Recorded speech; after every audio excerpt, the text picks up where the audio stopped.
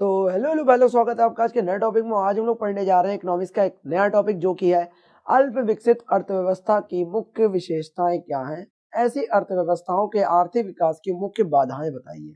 ठीक है, इससे पहले भी हम लोग टिप्पणियां पढ़ चुके थे और ये हम लोग के नए टॉपिक्स की शुरुआत है। वो एक प्रीवियस ईयर क्वेश्चंस के जितने भी टॉपिक्स थे वो हम लोगों ने पीछे एक ईयर के कंप्लीट कर लिए थे, उससे कोरिलेटेड टॉपिक भी हम लोगों ने कंप्लीट कर लिए थे। अब ये नेक्स्ट प्रीवियस ईयर के क्वेश्चंस है, जो मुख्य इंपॉर्टेंट टॉपिक्स है उनके बारे में, उनसे छांट के हम लोग टॉपिक्स लेके आए, उनके बारे में आज हम लोग पढ़ने जा रहे हैं। जिसमें से पहला टॉपिक हम लोग का अल्प विकसित अर्थव्यवस्था की मुख्य विशेषताएं क्या है।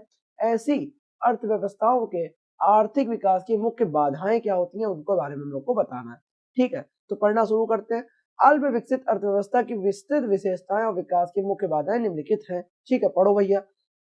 अल्प विकसित अर्थव्यवस्थाएं वे देशों की, यानी कि अंडर डेवलप्ड जो इकोनॉमीज होती हैं, वे देशों की अर्थव्यवस्थाएं होती हैं जो सामान्यतः विकास के विभिन्न सूचकांकों पर पिछड़ी होती हैं। जो क्या होती है, जो विकास के विभिन्न सूचकांक है या विकास के सूचक हैं, अलग अलग तरह के मापक हैं, उनमें क्या होती है, पिछड़ी हुई प्रतीत होती है। जो अल्प विकसित अर्थव्यवस्थाएं होती है, यानी कि अंडर डेवलप्ड इकोनॉमीज होती है, वे देशों की अर्थव्यवस्थाएं होती हैं जो सामान्य रूप से या सामान्यतः विकास के विभिन्न जो सूचकांक है या डेवलप्ड जो स्केल्स हैं, डेवलपमेंट के जो स्केल है, उन पे क्या होती है, पिछड़ी हुई होती है या बैकवर्ड्स होती है।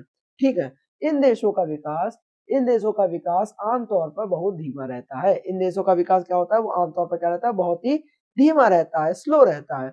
और इनकी सामाजिक, राजनीतिक और आर्थिक संरचनाएं कमजोर होती हैं। और इनकी जो राजनीतिक होती हैं, सामाजिक और जो आर्थिक संरचनाएं होती हैं, वह क्या होती है, अत्यधिक कमजोर होती है, यानी कि वीक होती है। इन अर्थव्यवस्थाओं के विकास के मार्ग में कई प्रमुख बाधाएं होती हैं। इन अर्थव्यवस्थाओं के जो विकास के मार्ग में कई प्रमुख बाधाएं होती हैं, जिन्हें दूर करना एक जटिल कार्य होता है। यानी कि टफ वर्क होता है। ठीक है, आगे हम लोग पढ़ते हैं कि अल्प विकसित अर्थव्यवस्था की विशेषताएं क्या है। अल्प विकसित अर्थव्यवस्था की विशेषताएं क्या है, जो कि है पहला, निम्न जीवन स्तर और गरीबी। निम्न मतलब एक नीचा, मतलब वीक स्टेटस वाला लाइफस्टाइल, और गरीबी मतलब कि यानी कि पोवर्टी। अल्प विकसित देशों में जीवन स्तर बहुत निम्न होता है, बहुत ही नीचा होता है। ये हम लोग पहले ही पढ़ चुके हैं कि जो अल्प विकसित होते हैं, जो कम, जो अंडर डेवलप्ड इकोनॉमीज होती है, उनमें जो है जो जीवन स्तर वहां के लोगों का होता है वो बहुत ही निम्न होता है, निचला होता है। अधिकांश लोग क्या होते हैं, बुनियादी आवश्यकताओं जैसे कि भोजन, स्वास्थ्य, शिक्षा और आवास से वंचित होते हैं। जो अधिकतर लोग क्या होते हैं, जो हम लोग की बुनियादी आवश्यकता होती है, यानी कि जो बिल्कुल एक फंडामेंटल जो जरूरतें होती हैं, नीड्स होती हैं, जैसे कि भोजन, स्वास्थ्य हो गया और शिक्षा हो गई, आवास हो गया, से क्या रहते हैं, वंचित होते हैं लोग, इनसे बहुत ही दूर होते हैं। इन देशों में गरीबी दर बहुत अधिक होती है। इन देशों में जो गरीबी की दर होती है वो बहुत अधिक होती है, और बड़ी संख्या में लोग गरीबी रेखा से नीचे जीवन यापन करते हैं। और बड़ी संख्या में लोग क्या होते हैं, बड़े फैक्टर्स में लोग क्या होते हैं, गरीबी रेखा, एक जो पॉवर्टी लाइन है, उससे नीचे का जीवन यापन, उससे नीचे रह के भी जीवन यापन अपना करते रहते हैं। ठीक है, उदाहरण के तौर पर अगर देखा जाए तो उप सहारा अफ्रीका, दक्षिण एशिया के कुछ ऐसे हिस्से हैं और लैटिन अमेरिका के कुछ गरीब देश अल्प विकसित श्रेणी में आते हैं। ठीक है, उदाहरण के तौर पर हम लोग कहें कि जो अल्प विकसित कौन से देश हैं या क्षेत्र हैं, जो उप सहारा अफ्रीका और दक्षिण एशिया के कुछ हिस्से जो हैं, और जो एक लैटिन अमेरिका के कुछ गरीब देश अल्प विकसित श्रेणी में आते हैं। उसके बाद देखा जाए, संकुचित और एकल आयाम वाली अर्थव्यवस्था होती है। क्या होती है, संकुचित होती है और एक ही आयाम वाली अर्थव्यवस्था होती है अल्प विकसित अर्थव्यवस्था। अब भाई पढ़ो, इन देशों की जो अर्थव्यवस्था होती है वह आमतौर पर कुछ विशेष क्षेत्र जैसे कि कृषि पर अत्यधिक निर्भर होती है। इन देशों की जो अर्थव्यवस्था है वो आमतौर पर क्या होती है, कुछ विशेष क्षेत्र, यानी कुछ स्पेसिफिक क्षेत्र, एरिया में, जैसे कि कृषि, एग्रीकल्चर हो गया, पर अत्यधिक निर्भर रहती है। ठीक है, अत्यधिक निर्भर होती है, मतलब कि होता है किसी के सहारे रहती है, जैसे कृषि पर अधिक ज्यादा निर्भर रहती है, सहारे उसके रहती है। औद्योगिकीकरण, यानी कि जो औद्योगिकीकरण का स्तर होता है वो बहुत कम होता है, वो बहुत ज्यादा कम रहता है। और सेवा जो क्षेत्र भी क्या होते हैं, सर्विस जो सेंटर्स या सर्विस जो एरिया होते हैं वो भी बहुत ज्यादा वीक होते हैं, कमजोर होते हैं। अधिकांश जनसंख्या कृषि कार्यों में लगी रहती है, ज्यादातर जनसंख्या क्या होती है वो एग्रीकल्चर या की कृषि कार्यों में ही लगी रहती है, जबकि उद्योग और सेवाएं अपेक्षाकृत अप्रचलित होती हैं, जबकि उनके उद्योग हो गया और जो सेवाएं होती हैं वो अपेक्षाकृत उनसे क्या होती है, अप्रचलित होती है, उनकी ज्यादा प्रचलन ही नहीं होता है, जो उनका वो जो और लोग उनका यूज कर सके, उनके प्रति कार्यरत कार्य कर सके। ठीक है, आगे आते हैं भाई। आगे क्या कह रहा है, जो प्राकृतिक संसाधनों का अपव्यय, प्राकृतिक जो संसाधन होते हैं उनका अपव्यय कैसे करते हैं। ठीक है, अल्प विकसित देशों में प्राकृतिक संसाधनों का सही तरीके से इस्तेमाल नहीं किया जा सकता है, मतलब वेस्ट करते हैं उनको, प्राकृतिक जो नेचुरल रिसोर्सेज होते हैं। जो अंडर डेवलप्ड इकोनॉमीज हो गई, उनके जो देश होते हैं वे प्राकृतिक संसाधन की जो नेचुरल रिसोर्सेज होते हैं उनका सही तरीके से इस्तेमाल किया ही नहीं जाता है। ठीक है, अक्सर ये संसाधन निष्कलंक रूप से इस्तेमाल होते हैं, अक्सर ये संसाधन क्या होते हैं, निष्कलंक रूप से इस्तेमाल होते हैं, जिससे दीर्घकालिक पर्यावरणीय संकट उत्पन्न होते हैं, जिससे क्या होते हैं, एक दीर्घकालिक जो पर्यावरणीय संकट होते हैं वो क्या होते हैं, उत्पन्न होते हैं। इसके अलावा इन देशों का कच्चे माल का निर्यात अधिक होता है। इसके अलावा और क्या क्या होता है, इन देशों का जो कच्चे माल का निर्यात होता है वो बहुत ज्यादा अधिक होता है, जबकि मूल्य वर्धित उत्पादों का निर्यात बहुत कम होता है, जबकि जो मूल्य वर्धित उत्पाद हो गए उनका निर्यात बहुत कम होता है। ठीक है, आगे आते हैं। तो कह रहा है जो कृषि आधारित अर्थव्यवस्था होती है, क्या होती है, कृषि आधारित अर्थव्यवस्था होती है, इन देशों के कृषि क्षेत्र में पर्याप्त विकास नहीं होता है। जो ये अल्प विकसित देश होते हैं उनमें क्या होता है, कृषि क्षेत्र जो हो गया यानी कि जो एग्रीकल्चर एरिया हो गया उसमें पर्याप्त विकास ही नहीं होता है, डेवलपमेंट ही नहीं होता है, और अधिकांश जो कृषि होती है वह छोटे स्तर पर ही की जाती है, स्मॉल स्टेटस पे ही की जाती है, स्मॉल लेवल पे ही की जाती है, जो तकनीकी दृष्टि से पिछड़ी होती है। जो टेक्निकल अगर हम लोग पीओवी से पॉइंट ऑफ व्यू से देखें तो क्या वो पिछड़ी हुई है, बैकवर्ड ही है। यह कृषि उत्पादकता में कमी और खाद्य सुरक्षा संकट का कारण बनता है, और यह क्या करता है, जो कृषि उत्पादकता हो गई उसमें यह कमी का कारण बनता है, और जो खाद्य सुरक्षा का संकट है उसका भी यह कारण बनता है। कौन, कृषि आधारित अर्थव्यवस्था यानी कि जो अंडर डेवलप्ड इकोनॉमी है वो। ठीक है, अब व्यापक जो बेरोजगारी है और जो असमानता वो इसका एक और विशेषता में आता है। बेरोजगारी जो दर होती है, जो बेरोजगारी की जो लेवल होता है वो, और असमानता में वृद्धि होती है। बेरोजगारी दर क्या होती है, बहुत ज्यादा उच्च होती है, मतलब बहुत ज्यादा ऊंचे लेवल पे होती है, और जो असमानता है उसमें भी यार वृद्धि होती है, उसमें भी ग्रोथ होती रहती है। शिक्षा और कौशल की कमी के कारण लोगों के पास उच्च गुणवत्ता वाली नौकरियों के अवसर ही नहीं होते हैं, यानी कि ना उनके पास एजुकेशन है ना ही उनके पास स्किल है। उन दोनों की कमी के कारण क्या होता है, जो लोग होते हैं वहां के, उनके पास एक उच्च गुणवत्ता वाली जो नौकरियां होती हैं उनके अवसर उन्हें नहीं होते हैं, या उन्हें नहीं प्राप्त होते हैं। इसके अलावा आय में असमानता बहुत ज्यादा होती है। इसके अलावा जो इनकम होती है उसमें अनस्टेबिलिटी यानी कि जो एक असमानता है वो बहुत ज्यादा होती है, जिससे सामाजिक तनाव बढ़ता है, जिससे क्या होता है, सामाजिक तनाव बढ़ता है।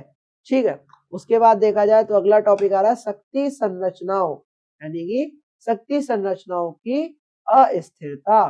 अल्प विकसित देशों में सरकारों की शक्ति और शासन की संरचनाएं आमतौर पर अस्थिर होती हैं। जो अल्प विकसित जो देश हो गए उनमें जो सरकारों की शक्ति होती है और जो शासन की संरचनाएं होती हैं वो आमतौर पर क्या होती है, अस्थिर होती है। वो क्या रहती है, अस्थिर रहती हैं। और राजनीतिक अस्थिरता जो होती है, भ्रष्टाचार हो गया, प्रशासनिक लापरवाही हो गई, इन देशों के विकास को और बाधित कर देती है।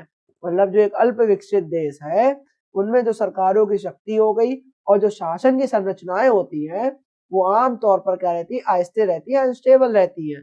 और जो राजनीतिक अस्थिरता हो गई, भ्रष्टाचार हो गया, करप्शन हो गया, जो प्रशासनिक लापरवाही हो गई, इन सब के साथ साथ जो देशों के विकास को और ये बाधित कर देती है और ये कम कर देती है, रेजिस्टेंस उसके बीच में लगा देती है। ठीक है, और देखा जाए इसके आगे की विशेषताएं, तो सातवां है इसमें विशेषता अल्पकाय बुनियादी ढांचा। अल्पकाय बुनियादी ढांचा इसके अंतर्गत क्या कह रहा है, परिवहन, संचार, बिजली, पानी, स्वास्थ्य सेवाएं और जो शिक्षा जैसी जो बुनियादी सुविधाओं का जो भारी अभाव होता है, बहुत ज्यादा लेवल पे क्या होता है, अभाव होता है। यह सामाजिक और आर्थिक, यह सामाजिक और आर्थिक दोनों क्षेत्रों में पिछड़ेपन को क्या देता है, बढ़ावा देता है। क्या करता है, बढ़ावा देता है।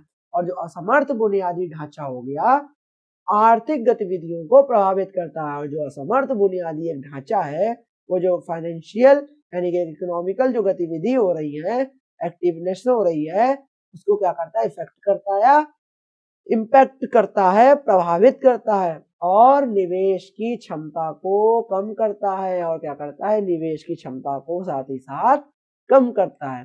अल्पकाय बुनियादी ढांचा क्या होता है, परिवहन हो गया, संचार हो गया, बिजली हो गई, पानी हो गया, स्वास्थ्य सेवाएं हो गई और जो शिक्षा हो गई जैसी जो बुनियादी सुविधाएं हैं, उनका भारी क्या होता है, अभाव होता है। यह सामाजिक और आर्थिक दोनों क्षेत्रों में पिछड़ेपन को क्या देते हैं, बढ़ावा देता है। और असमर्थ बुनियादी ढांचा आर्थिक गतिविधियों को क्या करता है, प्रभावित करता है और निवेश की क्षमता को क्या करता है, साथ ही साथ कम करता है। ठीक है, अगली विशेषता इसमें है कच्चे माल पर निर्भरता और निर्यात असंतुलन। कच्चे माल यानी रॉ मटेरियल पर निर्भरता, उनपे क्या कहते हैं, उसके सहारे कच्चे माल के रॉ मटेरियल के, और जो निर्यात असंतुलन है उसके बारे में ये क्या कह रहा है कि जो इन देशों की जो निर्यात संरचना आमतौर पर कच्चे माल और कृषि उत्पादों पर ही निर्भर होती है। जो ये दो देश हो गए, उनकी जो निर्यात संरचना होती है वो क्या होती है, आमतौर पर कच्चे माल और कृषि उत्पादों पर क्या होती है, निर्भर होती है। यह एक बड़ा असंतुलन उत्पन्न करता है। यह क्या करता है, बड़ा असंतुलन उत्पन्न करता है। क्योंकि वैश्विक बाजारों में इन उत्पादों की कीमतों में, क्योंकि जो वैश्विक बाजार हो गए, ग्लोबल जो मार्केट्स हो गई, उनमें क्या होता है, इन उत्पादों की कीमतों में उतार चढ़ाव होता है। ऊपर भी जाती है कीमतें और नीचे भी आती हैं। और कभी कभी बहुत कम कीमतों पर भी क्या करता है, साथ ही साथ बेचना भी पड़ता है। कच्चे माल पर निर्भरता का क्या अर्थ रहा, क्योंकि इन देशों की जो निर्यात संरचना हो गई वो आमतौर पर कच्चे माल, रॉ मटेरियल और कृषि उत्पादों पर ही निर्भर होती है। यह एक बड़ा असंतुलन होता है। वो क्या होता है, बड़ा एक असंतुलन होता है, उत्पन्न कर देता है। क्योंकि जो वैश्विक बाजार हो गए, उनमें इन उत्पादों की कीमतों में उतार चढ़ाव होता है। कीमतें ऊपर भी जाती हैं और नीचे भी आती हैं। और कभी कभी जो बहुत कम कीमतों पर बेचना भी साथ ही साथ पड़ता है। ठीक है, अगला टॉपिक कह रहा कि जो अल्प विकसित अर्थव्यवस्थाओं के आर्थिक विकास की जो मुख्य बाधाएं हैं, जो अल्प विकसित अर्थव्यवस्था हो गई, उनके जो आर्थिक विकास की मुख्य बाधाएं हैं वो कौन कौन सी हैं। तो पहला है शिक्षा और कौशल की कमी, यानी कि एजुकेशन और स्किल की कमी, उसकी लेसनेस। अल्प विकसित देशों में शिक्षा का स्तर बहुत निम्न होता है। अल्प विकसित देशों में जो शिक्षा का स्तर होता है वो बहुत ही ज्यादा निम्न होता है। शिक्षा की गुणवत्ता में भी कमी होती है और शिक्षा की जो गुणवत्ता होती है उसमें भी क्या होती है, कमी होती है, जिससे कामकाजी जनसंख्या में पर्याप्त कौशल का विकास नहीं हो पाता। जिससे जो कामकाजी जनसंख्या है उसमें पर्याप्त कौशल का विकास नहीं हो पाता है। यह विकास क्या करता है, यह विकास में एक बड़ी बाधा उत्पन्न करता है। यह विकास में एक बहुत बड़ी बाधा उत्पन्न करता है, क्योंकि इन देशों में जो प्रौद्योगिकी का उपयोग बढ़ाने के लिए सक्षम श्रमिकों की आवश्यकता होती है। क्योंकि जो इन देश हो गए उसमें जो प्रौद्योगिकी है उसके उपयोग को बढ़ाने के लिए हमें सक्षम एक श्रमिक होते हैं, उनकी आवश्यकता होती है। और इन देशों में उच्च शिक्षा, तकनीकी प्रशिक्षण और व्यावसायिक शिक्षा का पर्याप्त ध्यान नहीं दिया जाता है। इन जो देश हो गए उनमें जो एक हायर लेवल एजुकेशन हो गई, टेक्नोलॉजी हो गई और जो व्यावसायिक शिक्षा हो गई, उन पर पर्याप्त ध्यान नहीं दिया जाता है। यही इसकी मुख्य बाधाएं हैं आर्थिक विकास में। उसके बाद गरीबी और सामाजिक असमानता, गरीबी और असामाजिक असमानता इसकी एक प्रमुख बाधा है। गरीबी की जो स्थिति और सामाजिक असमानता इन देशों के विकास के में एक प्रमुख बाधा होती है। गरीबी की जो स्थिति है और जो सामाजिक असमानता होती है वो इन देशों के विकास में एक प्रमुख बाधा होती है, एक प्रमुख बाधा होती है। अधिकांश लोग बुनियादी जरूरतों से वंचित रहते हैं। अधिकांश जो लोग होते हैं वो जो अपनी बुनियादी जरूरतें होती हैं उनसे क्या रहते हैं, सदैव वंचित ही रहते हैं और उनकी आर्थिक स्थिति इतनी कमजोर होती है कि वे शिक्षा, स्वास्थ्य, निवेश जैसी प्राथमिकताओं पर खर्च नहीं कर सकते। और क्या करते हैं कि जो उनकी आर्थिक स्थिति होती है वह इतनी कमजोर हो जाती है कि जो वो शिक्षा पे भी ध्यान नहीं दे सकते, स्वास्थ्य पे भी ध्यान नहीं दे सकते और जो निवेश जैसी जो प्राथमिकताएं हैं उन पर भी खर्च वह नहीं कर सकते हैं। वो इतने गरीब होते हैं, इतने सामाजिक असमानता के शिकार होते हैं।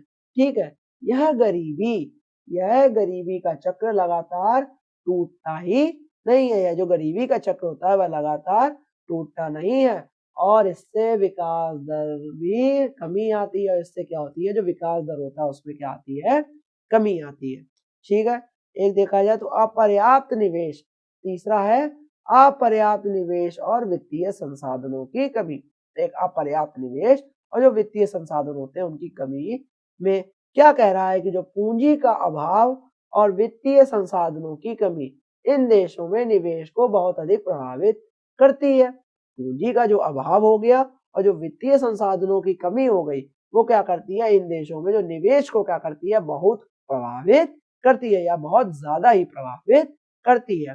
विदेशी निवेश आकर्षित करना या जो विदेशी निवेश को आकर्षित करना क्या होता है, बहुत ज्यादा ही कठिन होता है क्योंकि राजनीतिक अस्थिरता होती है, भ्रष्टाचार होता है और समग्र जोखिम को लेकर निवेश शख्स संकोच करते हैं। और जो एक समग्र तरीके से एक जोखिम जो उठाएंगे, जो निवेश मतलब जो एक तरीके से पैसे लगाने वाले होते हैं वो क्या करते हैं, संकोच करते हैं, वो सोच विचार में रहते हैं। इसके अलावा घरेलू वित्तीय संस्थान भी अपर्याप्त होते हैं और उसके अलावा क्या होते हैं, जो घरेलू वित्तीय संस्थान होते हैं वो भी क्या होते हैं, अपर्याप्त होते हैं, जिससे छोटे और मझलों यानी कि छोटे और जो मझले उद्यमों हो गए उनके निवेश में बहुत ज्यादा परेशानी होती है। उनके जो बीच वाले जो मतलब एक मिडिल वाले हो गए, जो उद्यम हो गए जो बहुत छोटे स्मॉल लेवल पे काम हो रहा है, उनके निवेश में भी क्या होती है, परेशानी होती है। ठीक है, आगे देखा जाए तो आगे कह रहा है कि जो राजनीतिक अस्थिरता और भ्रष्टाचार, राजनीतिक अस्थिरता और भ्रष्टाचार, राजनीतिक अस्थिरता इन देशों के विकास के मार्ग में एक बड़ी बाधा है। जो राजनीतिक अस्थिरता है वो इन देशों के जो विकास के मार्ग में एक बहुत बड़ी बाधा है। सरकारों का जो कमजोर होना, प्रशासनिक सुधारों का अभाव होना और भ्रष्टाचार से न केवल सार्वजनिक संसाधनों का गलत उपयोग होता है बल्कि निवेशकों का विश्वास भी कम होता है। बल्कि जो निवेशक होते हैं उनका विश्वास भी कम होता है। उदाहरण के लिए देखा जाए, जो अफ्रीका के कई देशों में सत्तारूढ़ सरकारों के खिलाफ विद्रोह या हिंसक संघर्ष विकास के अवरुद्ध करते हैं। और उदाहरण के लिए देखा जाए, जो अफ्रीका के कई ऐसे देश हो गए उसमें जो सत्तारूढ़ सरकारें होती हैं उनके खिलाफ विद्रोह या हिंसक संघर्ष विकास को अवरुद्ध करते हैं। ठीक है, बुनियादी ढांचे में कमी, बुनियादी ढांचे में कमी इसका एक प्रमुख कारण बन सकता है। बुनियादी ढांचे में कमी, जो परिवहन, संचार, ऊर्जा और जल आपूर्ति जैसी जो बुनियादी सुविधाओं में कमी विकास में बाधक होती है। क्या होती है, जो एक बुनियादी फंडामेंटल जो जरूरतें हैं उनके में कमी हो रही है तो जो विकास में क्या होती है, बाधक बन जाती है। इन देशों में सड़कें, रेल नेटवर्क, हवाई अड्डे और अन्य आवश्यक जो इंफ्रास्ट्रक्चर होते हैं उनका एक घातक अभाव होता है। उनकी कमियां बहुत बड़े लेवल पे हो जाती है और जो व्यापार, उत्पादन और जो वितरण को प्रभावित करता है, व्यापार को, उत्पादन को और जो वितरण को क्या करता है, प्रभावित करता है। इसके परिणाम स्वरूप लागत अधिक होती है। इसके परिणाम स्वरूप क्या होती है, लागत अधिक होती है और निवेशकों के लिए ये देश आकर्षक नहीं होते, और जो निवेशक होते हैं उनके लिए देश आकर्षक नहीं होते। क्यों? ऐसे देशों में लोग पैसा लगाएंगे, निवेशक होंगे, ठीक है।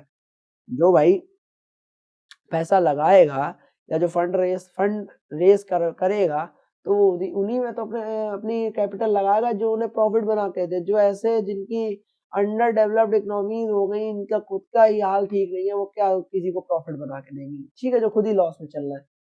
ये चीजें होती हैं। अब अगला टॉपिक है कि जो प्राकृतिक आपदाएं और जलवायु परिवर्तन, प्राकृतिक आपदाएं नेचुरल डिजास्टर और जो जलवायु क्लाइमेट चेंज हो रहा है, वो भी इनका बहुत बड़ी बाधाएं बनती हैं। पढ़ो भाई कैसे बनती हैं बाधाएं।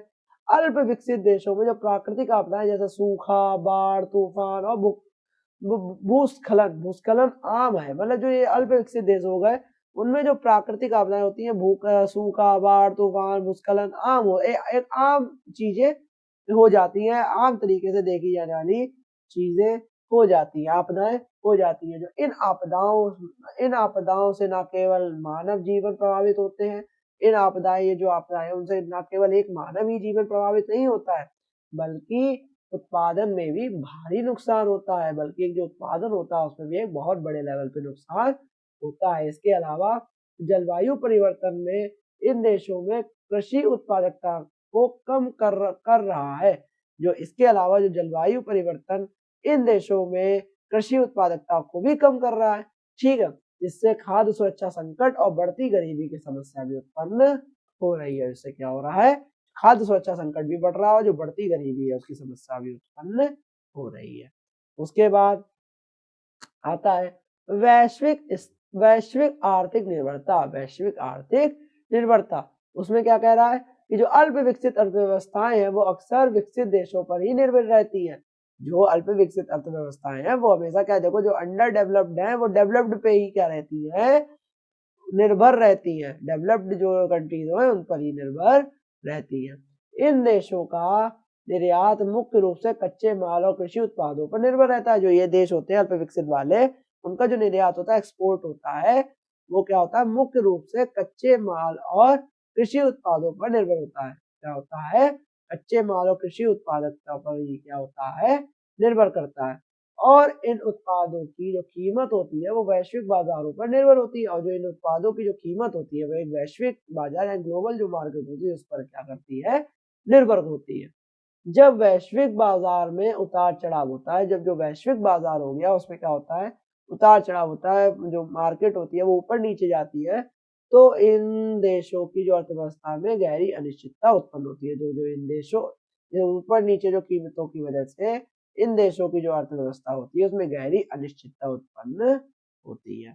उसके बाद कह रहा है कि जो स्वास्थ्य संकट और महामारी, स्वास्थ्य संकट और महामारी, स्वास्थ्य सेवाओं की कमी और महामारी, जैसे स्वास्थ्य सेवाएं उनकी कमी हो गई, और जो महामारी जैसे कि जो कोविड-19 आया था, इन देशों के विकास में बहुत बड़ी बाधाएं होती हैं। इन देशों के विकास में क्या होती है, बहुत बड़ी बाधाएं होती है। बेचारा कोई अंडर डेवलप्ड कंट्री, वहां में कोविड-19 आ गया, बेचारा जितना पैसा था वो भी सब चला गया उसकी स्वास्थ्य सेवाओं में। कमजोर स्वास्थ्य प्रणालियां इन देशों की कार्य कुशलता को प्रभावित करती हैं। जो कमजोर जो स्वास्थ्य प्रणालियां होती हैं, मान लो बीमारी ज्यादा रहते हैं, स्वास्थ्य प्रणालियां इतनी अच्छी नहीं है, तो जो इन देश उससे क्या होता है, इन देशों की कार्य कुशलता होती है उसको क्या करती है, ये प्रभावित करती है। और जो कार्य बल होता है उसको क्या करती है, कमजोर बनाती है।